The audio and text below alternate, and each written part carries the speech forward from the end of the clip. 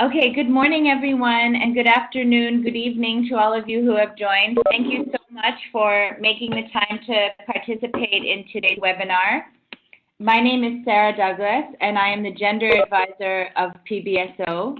Today's webinar is the third webinar in our series on the Gender and Youth Promotion Initiative, and this one is focusing on gender-responsive peace building.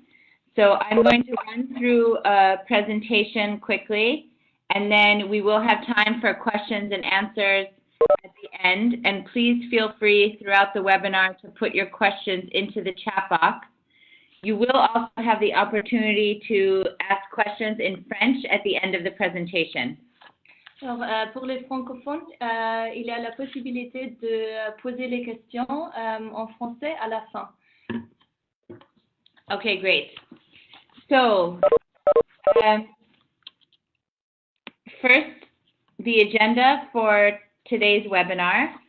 Many of you are very familiar with these topics, but this is an opportunity to go through some of the priorities from the perspective of PBSO and the Peacebuilding Fund and try to support a common vision and understanding of gender-responsive peace building amongst the colleagues who are applying for the Gender Promotion Initiative.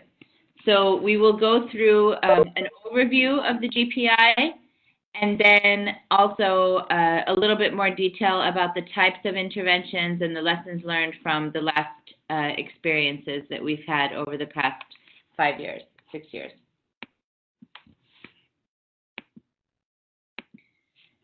So the first question is, why do a GPI?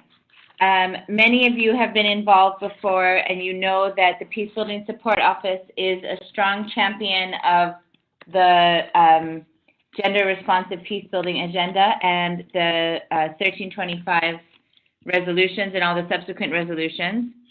And there are several reasons for this. The first is that we have now insurmountable evidence that women's participation actually improves peace-building outcomes.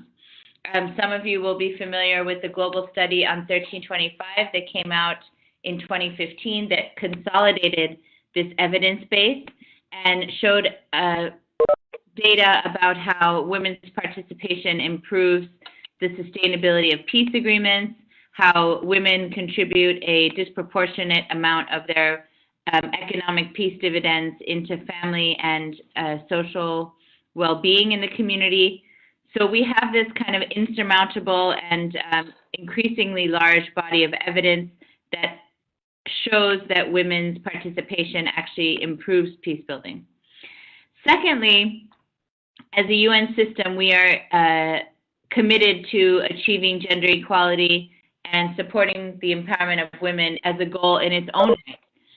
So whether or not it improves the outcome of peace building or not, you all are aware of the adoption of Sustainable Development Goal 5 that's specifically targeted on gender equality and women's empowerment, as well as many other agendas, mandates, platforms over the years that demonstrate the United Nations commitment to gender equality as a goal in itself.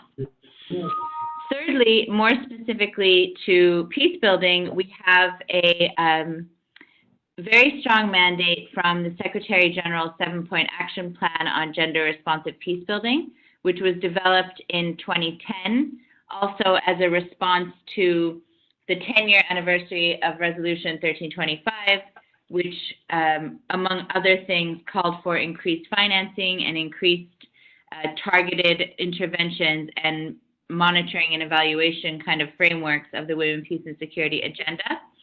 So one of the specific comments in mandates in that action plan is to allocate a minimum of 15% of all peace building funds that are managed by the UN to gender equality and women's empowerment. The Peacebuilding Support Office in particular took a very strong leadership role in achieving this target. We found after the first couple of years that it was not sufficient to rely only on the regular process, but actually we had to have a more targeted window open to only projects on gender so that we would be able to reach and exceed this target. And by the way, 2015 was the first year that we achieved the target, and then last year we actually exceeded it, going to 19.2%, also largely attributable to the success of the last year's Gender and Youth Promotion Initiative. And then lastly, obviously you're all aware of the Security Council resolutions on women, peace, and security, and the most recent one, 2242, which specifically calls for increased financing of women, peace, and security interventions at the country level. So I don't want to go into too much detail here, but we have the 7 points of the Secretary General's 7-point action plan, which basically cover a mix of thematic areas as well as process-oriented measures. And you can see here we have the first is regarding peace talks and peace processes. Secondly, post-conflict planning processes involving women substantively. Thirdly, adequate financing, which is what I was just referring to, which established the 15% target. Fourthly, increasing the UN civil capacity to ensure that colleagues in the field have adequate skills and expertise in gender-responsive peace building. 5, that women participate in post-conflict governance, including in elections, public institutions, etc. 6, that rule of law encourages women's participation as well as improving the capacity and responsiveness of security actors. And 7th, finally, economic recovery, prioritizing women's participation and economic security of women in post-conflict and peace-building contexts. So specifically the objectives of this Gender Promotion Initiative in 2017 are 5-fold. Firstly, to strengthen the integration of gender equality within peace-building initiatives, as I mentioned, based on our understanding of the effectiveness and right of women to participate in peace building. Secondly, to support innovation and projects that could potentially have a catalytic effect on both women's empowerment and peace building. Thirdly, to contribute to collective operational learning and knowledge on gender-responsive programming in peace building contexts. Fourthly, to accelerate the implementation of the 7-point action plan. And lastly, to help us maintain our good progress on the 15% target. So one more word on a new mandate that is still in the process of being fully reflected into our documents and our doctrine. Last year, the Security Council and the General Assembly passed simultaneous resolutions on sustaining peace. And this was a watershed moment in that it did away with the notion that peace building is only something that has that occurs after conflict, but rather that sustaining peace occurs prior, during, and after conflict. So really doing away with the kind of linear approach to conflict and also focusing much more on prevention. So the resolutions really put sustaining peace at the core by prioritizing a preventive approach across the conflict cycle, acknowledging that conflicts are not linear, calling for breaking silos and combating fragmentation between the UN system, also between humanitarian development and peace and security interventions, exploring the linkages between the different pillars and actors at the country level, emphasizing inclusivity and people-centered approaches for successful peace building, and placing women's participation and gender equality at the center of sustaining peace. And also the sustaining peace resolutions specifically call for increased financing of gender-responsive peace building at the country level. So this is a repetition from some of our previous webinars, but just for the benefit of all of the colleagues, who can apply and how. So CSOs can apply for funding, and this is the second time, last year was the first time that we opened up this window to civil society, and that was also in reference to the resolutions and the review of the peacebuilding architecture that occurred in 2015 that emphasized the important role that civil society plays in conflict prevention and sustaining peace. So civil society can apply for funding directly, 2 projects per initiative for each organization. The minimum is $300,000 US, and the maximum is $2 million. Then UN country teams can submit 2 proposals under the GPI for each country.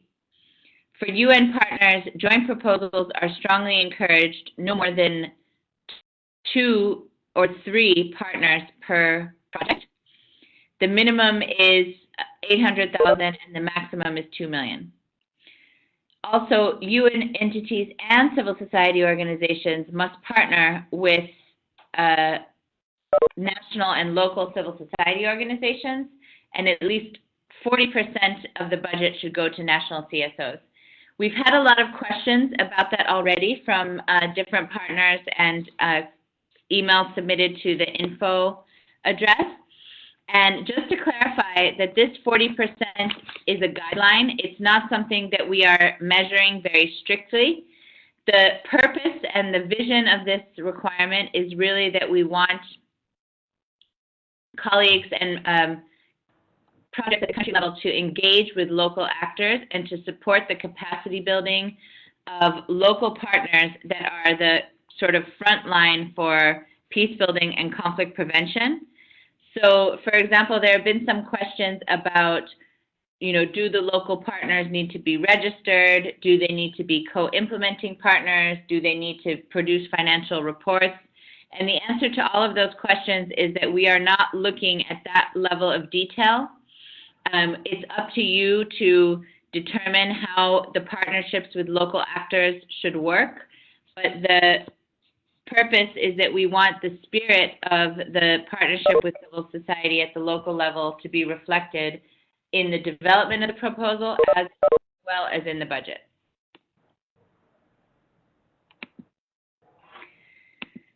So as most of you should know, we have 20 eligible countries, and they are here now on the slide: Burundi, CAR, Chad, Cote d'Ivoire, DRC, Guatemala, Guinea, Guinea-Bissau, Kyrgyzstan, Liberia, Madagascar, Mali, Myanmar, Niger, Papua New Guinea, Sierra Leone, Somalia, South Sudan, Sri Lanka, and Yemen.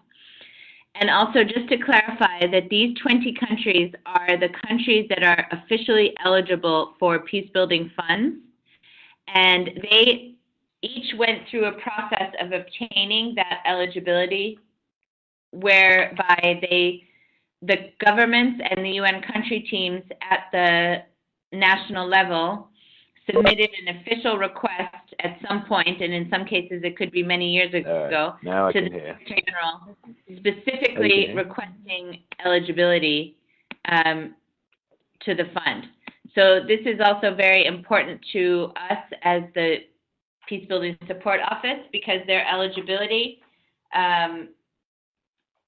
shows that the commitment of the government is very high and that there is political will for peace building in the country. So the next part of the presentation is more specifically about the GPI projects and what types of interventions the PBF will support under the Gender Promotion Initiative. Here are a couple of examples, but this is not exhaustive. What types of interventions we will support: facilitating women's access to decision-making, facilitating women's participation in elections or governance, innovative ways to integrate gender in justice and SSR, natural resource management and climate change mitigation in the context of peace building, Yeah. Women's participation in conflict prevention, early warning, mediation. Women's role in preventing violent extremism and terrorism in line with Resolution 2242. Projects involving the use of social media and innovative technologies for peace building, and also women's participation in economic recovery for peace building. Now, let me emphasize, this is not an exhaustive list. One of the things that you'll hear emphasized throughout the webinars is that whatever interventions are proposed must be based on a sound conflict analysis, let's say a gender-sensitive conflict analysis. So even the list that I just gave you is really just illustrative. There could be all kinds of initiatives and interventions that would be relevant in different contexts, depending on the analysis that you set out in your proposal. So that's really the key thing to remember, that the interventions must follow a very clear conflict analysis that is gender sensitive, and then we are open to any type of intervention that fits the bill in that regard.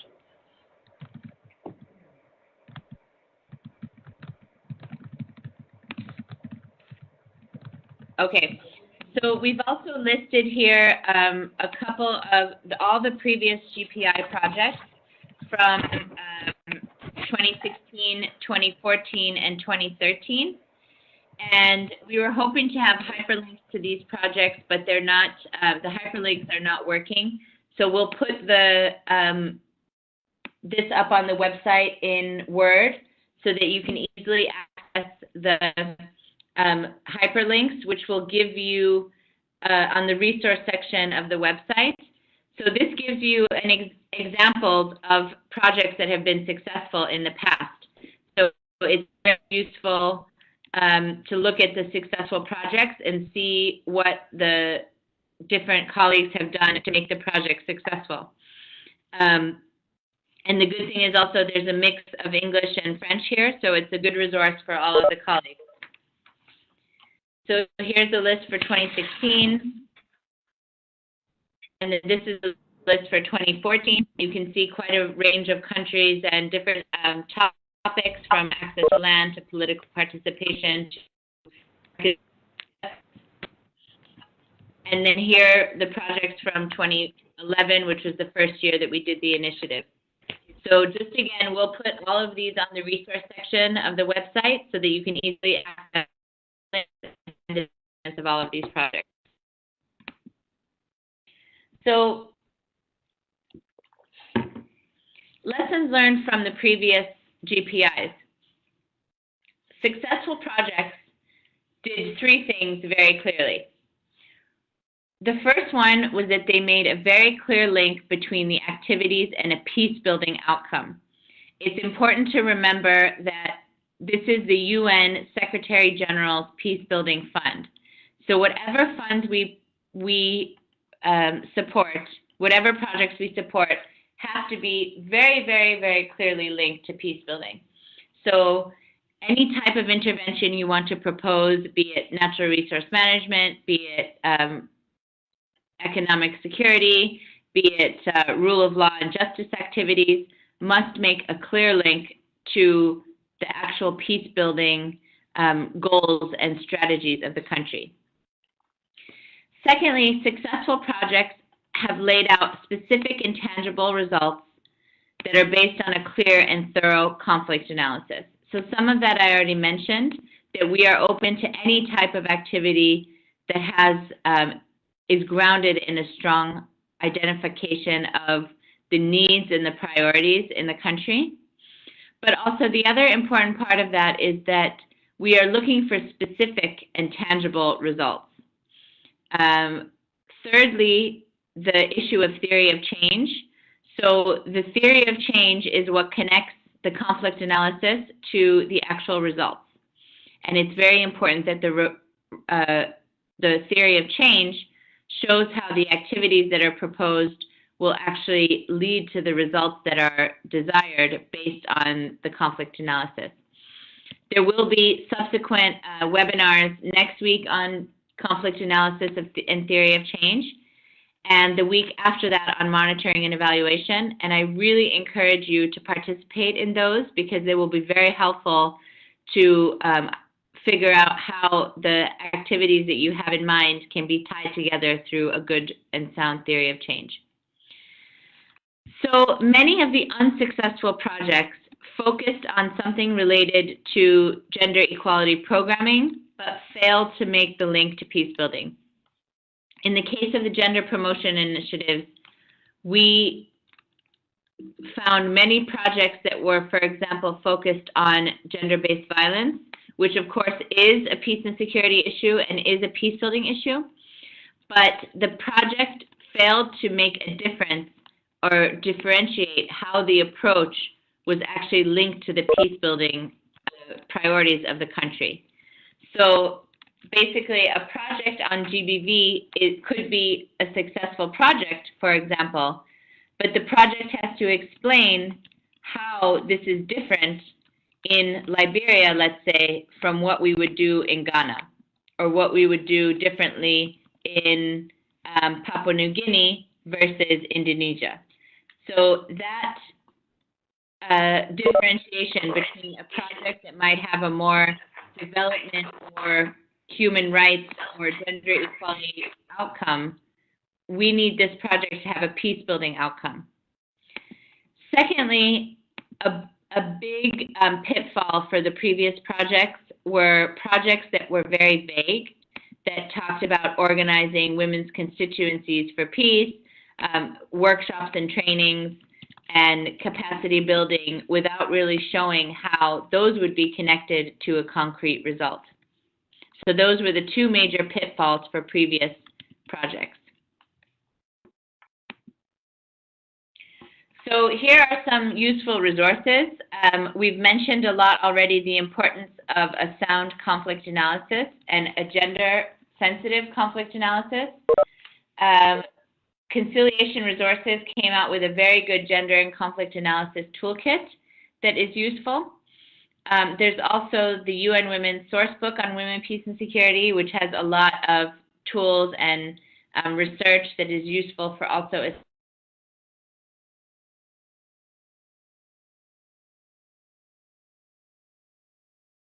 implementation of 1325 is an encyclopedia of women, peace, and security with lots of relevant facts and data and useful arguments that can support your analysis. Fourthly, the Peace Women Resource Center is also a useful online repository of data and information where you can find country-specific articles and research papers that could also be useful in building your theory of change. And lastly, the International Alert Gender and Peace Building Research Project also has a lot of useful toolkits and articles, including one specifically on monitoring and evaluation of gender responsive peace building that I'll actually put that one specifically up on the resource page as well. So when the Project Appraisal Committee meets at the end of July to review the projects, this is what they're going to be looking for. Firstly, they're going to be looking for a link to peace building. You've seen in the guidelines the 4 priority areas of the Peace Building Fund, so we're going to be looking for the project to link to those 4 areas. We're also looking for a linkage to the national commitments and also action from the national partners on gender and peace building. Oops, that's a typo there. It should be gender or women and peace building. But we're looking for a linkage to the national commitments and priorities. We're looking for inclusive bottom-up approaches and also evidence of consultation and a broad base of constituents. We're looking for a clear theory of change. We're looking for focused and targeted interventions. And we're also looking for value for money. There have been a lot of questions about staffing and overhead costs. And we also don't have very strict rules. For UN partners, we obviously expect you to be taking your 7% as is the normal practice. We don't have clear guidelines on overhead costs, but we do look at that, and we will not fund a project that has a exorbitant or too heavily focused budget on overhead costs. So we don't have a strict guideline, but it is something that we consider in terms of value for money. And then also, even though this is a gender promotion initiative, we are still looking favorably on projects that consider age and youth. Conversely, the youth projects are also evaluated for how they consider gender. So we want to see that also the gender projects are looking at youth to some degree.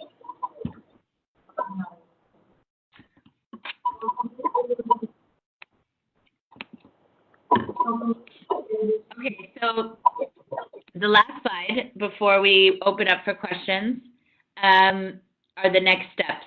So as I mentioned already, there will be 2 more webinars, and we really encourage you to avail of this opportunity. The next one on Wednesday, the 21st, will be on conflict analysis and theory of change, which is really important. And then the next one on the 28th will be on monitoring and evaluation. So we really encourage you to participate in those. Please be advised that we have changed the rules slightly this year, that there will be no individual support to projects. We want this to be a fully competitive process. And also, given the very high level of interest that we had last year with over 400 proposals being submitted at the first phase, we don't have the ability to look through individual proposals. But we are preparing frequently asked questions and a resource section on the website. So email your questions to the email address info@pbfgypi.org. And we'll put that in the comment box now. And we will be collecting those questions and putting answers to the questions up on the website on a regular basis. And we'll also be updating the resource page on a regular basis to provide useful information and guidelines and toolkits, etc. So the deadline for the online application is the 7th of July. We're expecting to do the review process over a period of 2 to 3 weeks. We will communicate the final decision, we are hoping, tentatively by the end of July, after which successful proposals will have 6 weeks to then develop fully fledged proposals based on our guidelines and templates. And then hopefully the final decision will be at the end of September with the transfer of funds sometime in October. So that's all from our side. And now we've had some questions already answered in the box. And please also be aware you can ask questions in French. You want to just say again, you can ask questions in French? Oui, bonjour collègues, juste pour vous dire que vous pouvez poser des questions en français en utilisant la chat box sur votre écran. Merci. Okay. So we had one question, should it be linked to all PBF priority areas or just one? It should be linked to one priority area, but there can be several focus areas. As I mentioned already, one of the pitfalls of previous projects is a lack of focus. So we would really encourage you to focus on a minimum of one priority, and the priorities are already very broad. and then focus on one or more focus areas within the priority areas, but really to stress that we want you to really focus the interventions and try to be as targeted as possible, because projects that were not specific were one of the main reasons for failure in the previous processes. Okay. Okay. So another question is, considering that a conflict analysis is an ongoing process, can we base our project on previous needs analyses we've done for other projects and other analyses that have been conducted by other NGOs and INGOs, or do you expect that we conduct a new gender-sensitive conflict analysis? That's absolutely fine to use an existing analysis. That's actually great, because we want to promote as much efficiency and streamlining as possible. But I would just advise that it must be current and up to date. The project will be reviewed by our desk officers in the Peacebuilding Fund, who are watching these countries on a daily basis. So a conflict analysis that is out of date would not be useful, and it would be immediately spotted by our desk officers who are very, very well versed in the developments of each. I am here. I'm just listening to a webinar. I'm fine, thank you. Okay, another one. Out of 400 proposals last year, how many were funded? We actually ended up funding 13 only in total, 10 from the Gender Promotion Initiative and 3 from the Youth Promotion Initiative. We really struggled to find projects that were of high enough quality and as relevant to our mandate as possible. And this was due to the reasons that I told you earlier. Some of the proposals that were submitted were not eligible. Others were too vague. A lot were maybe very good projects but did not link clearly to peacebuilding. So we actually did not reach our allocation target, and we're hoping that this year we'll be able to fund many more. So another one is another question. Looking at previous funded projects, they all seem to have been submitted by UN agencies. Have NGOs only recently been allowed to submit, or are the UN agencies preferred? Actually, 2016 is the first year that we funded NGOs directly. We, according to the Peacebuilding Fund's original guidelines and rules, it was only for UN agencies. And last year, for the first time, we opened up to NGOs, which was quite a learning process. And we're trying to utilize some of the lessons learned this time. But because of the sustaining peace resolutions, there was a real feeling that we needed to engage civil society directly through the Peacebuilding Fund. So we decided to do it again this year, and we'll see how it goes this year and possibly open up in future years as well. Okay. Okay, so there are a couple of questions in French. I'm going to answer in French and then give a quick summary in English. Donc, il y a une question sur la radicalisation. Est-ce que la radicalisation est un phénomène purement religieux et l'importance de travailler avec les hommes et notamment les imams. Alors, bon, on ne va pas se lancer sur une discussion sur les différents facteurs de la radicalisation puisque c'est un sujet très vaste. Ce que je voudrais souligner ici, c'est que l'initiative est l'initiative du genre, ce n'est pas l'initiative des femmes. Donc, du côté du PBF, on est tout à fait disposé à considérer sous la fenêtre de la Gender Initiative une proposition de projet qui travaillerait avec des imams et avec les hommes, notamment autour des normes de la masculinité, de la féminité, de ce que les hommes et femmes peuvent faire, etc. Donc, du moment qu'il y a une vraie dimension de genre, le projet sera recevable.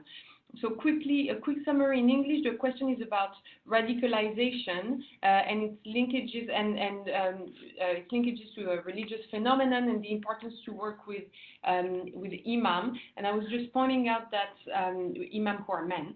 I was just pointing out that the gender promotion initiative is a gender initiative. It's not a women's initiative. So we are actually, as PBF, very interested in supporting projects that have a very strong gender dimension in the sense of, in that case, to take that example, working with imam and men religious leaders around radicalization, particularly as it influences the gender norms for men and women. There is also, donc je retourne en français, il y a une question sur s'il est possible d'avoir un Gender Marker 3 pour un projet ciblant les femmes et les jeunes. Alors, j'en profite pour répondre à la question suivante qui est aussi sur les liens entre les projets genre et les projets jeunesse. Donc, du côté du PBF, on verra de façon très positive des projets qui lient la dimension genre à la dimension jeune. Mais attention, ça ne veut pas dire qu'un projet qui parle de les femmes et les jeunes sera vu de façon favorable. Ce qui sera intéressant pour nous, c'est un projet, par exemple, qui cible les jeunes, mais avec une dimension de genre très poussée. Donc, qui va regarder la question du rôle des jeunes femmes et des filles adolescentes dans la construction de la paix, qui va faire une analyse de la différence de leur rôle, de leurs capacités, des possibilités qui leur sont offertes par rapport aux jeunes hommes, et qui va avoir vraiment des approches stratégiques et adaptées à ces différents groupes pour renforcer leur participation. Donc, il faut éviter, de toute façon, en tant que PBF, on demande de prêter une attention particulière au ciblage et aux groupes avec lesquels vous allez travailler. Donc, on vous invite vraiment à éviter tout ce qui est généralisation au niveau de vos groupes cibles. Donc, c'est la principale chose à éviter. So I'll just quickly summarize. In English, there were a couple of questions about linking gender and youth, and whether that's something that would be acceptable for PBF. So absolutely, that would be the case. For the youth projects, the fact that they should be fully mainstreaming gender is actually a requirement. Projects that do not look at the gender dimension of what they're proposing will actually be excluded. So it is more than, it's not an option, it's actually a requirement. Now, we would be particularly interested in projects that are both, strongly focused on youth and gender, but we really invite you to think carefully about your targeting.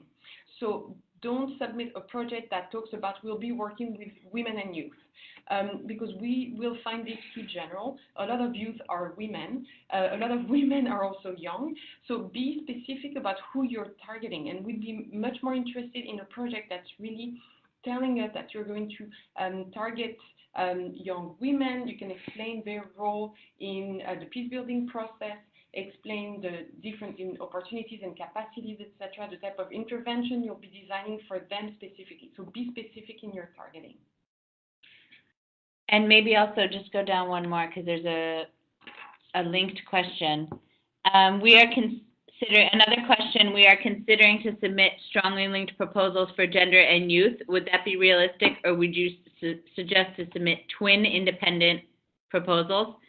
Don't submit two proposals under the same proposal under both initiatives. We'd rather we won't be accepting those because the two windows are not in competition with each other necessarily. So you can submit one project that's strongly looking at the gender dimensions of youth or vice versa, but please only submit one. But I think, as Cecile said, that strong gender focus is actually a requirement for the Youth Promotion Initiative.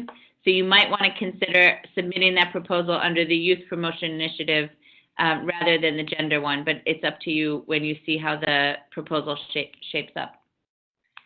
We received a technical question regarding the possibility of saving the application in process through the website. So yes, it should be possible to save the in-process application for all the boxes except for the drop-down menus. If that's not the case, then we will check with our technical support and hope to get that fixed as quickly as possible. Okay, now there's a question about tax exemption.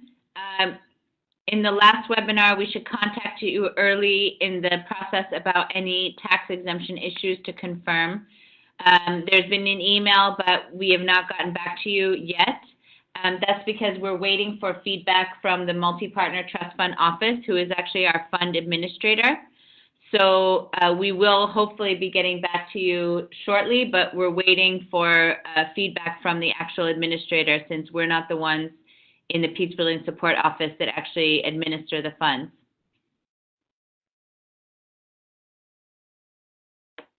Yeah, and we'll also try to keep updating the frequently asked questions with the tax questions. Although you can imagine it's very complicated because each country has kind of different laws, and it's complicated to give blanket answers because of the differences in the laws and processes in different countries. Okay, any more questions from the colleagues? There was one question about like securitizing. Yeah, that's something that we could actually clarify from our side. It wasn't a question from participants, but. Oh. Okay, yeah, there was another question. We mentioned of the issues related to countering and preventing violent extremism, and Cecile did as well in the question about imams and male leaders in the community. So one thing we want to emphasize, I'm sure all of you are very aware of the debates around preventing violent extremism. The point is, we do not want securitized approaches. We do not want approaches that potentially do harm. We do not want approaches that potentially endanger women or girls or youth or put them in the line of fire for violent extremist groups. So the one thing that I think we would want to see is a very good conflict analysis and theory of change, as well as a very strong risk mitigation for anything that's approaching violent extremism. But I would also encourage you to look at the previous projects that have been funded in this arena. We have some projects in Mali and also in Kyrgyzstan that have focused on preventing radicalization and engaging women and youth groups in civil society efforts to prevent radicalization. So I would encourage you to look at those projects, and then you can get a sense of the kind of approaches that we're interested in. Yeah. Okay, then another question, if you are already a local NGO, is there still a requirement to partner with other CSOs? So the answer to this question is we are, as I mentioned earlier, the partnership with CSOs at the local level is a guideline. It's something that we want to encourage to make sure that this is not reinforcing those who already have access to resources, those who are already in positions of power, but that we're kind of reaching beyond the capital, beyond the UN country team meeting room to access different constituencies and partners for peace. So if you are already a local NGO, then you are already one of those people who are outside of that, usual suspect kind of circle. So without knowing all the details, I think that would be fine. But again, it's a guideline rather than a rule. But the main thing we want to see is that there are consultations and participatory approaches taken with local communities, not just in the capital, not just with the elites. So there's one more question, and I think we answered that a couple of times, but just for those who might have not joined at that moment yet. So all the recordings of the webinars, as well as the presentation slides in English and in French, will be uploaded to the resource section of the PBF GYPI.org website a couple of days after the actual recording, because we need to cut the video and process it and upload it. So yeah, so please check out the website. Also, for other forms of guidance, there is the guidance note that also in the annex gives you an overview of what will be asked from you once you actually start the application itself, and as well as all questions that we've received so far and answers to those. And let me just say one thing. I mean, I'm not the expert on this, but on the tax issue, if your organization has received funds already from the Peacebuilding Fund or from a UN agency, then the chances are it's fine, because you've already gone through the same type of process that the Multi-Partner Trust Fund Office will put you through. So just to say that if your organization is already a recipient of Peacebuilding funds or has recently received funds from UNDP or UN Women or any of those, then the likelihood is that the tax issue will be fine, because you've already been able to prove that you're tax exempt in the way that the UN requires you to be. And just to add to that, so as Sarah mentioned earlier, we're trying to clarify this issue as quickly as possible, and we'll get back to you shortly.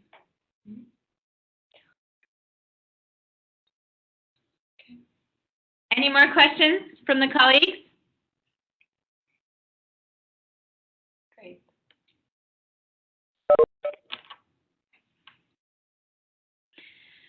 Okay, great. Thank you so much to everyone, and we really look forward to receiving your proposals, and we wish you the best of luck in the process, and also thank you for being our partners in gender responsive peace building.